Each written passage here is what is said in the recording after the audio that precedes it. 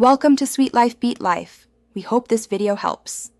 You're starting with a powered, certified MagSafe or Kai pad.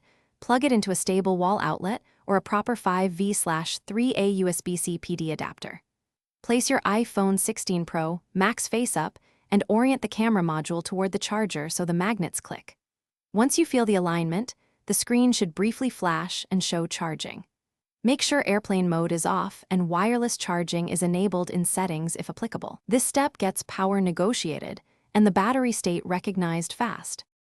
Once the phone snaps into the charger, verify the charging indicator and percentage climb.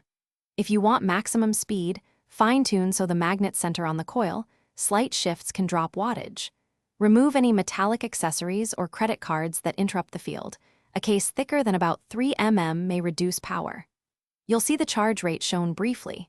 Make sure it reads 15W for MagSafe or the expected Kai speed. This preserves efficiency and prevents heat buildup during long charges.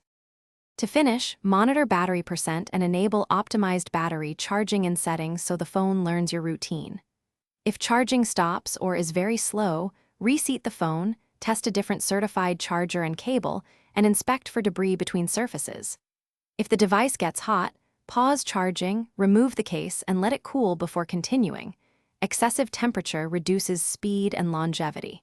If problems persist, reboot the phone and try another MagSafe unit to isolate whether it's the charger or.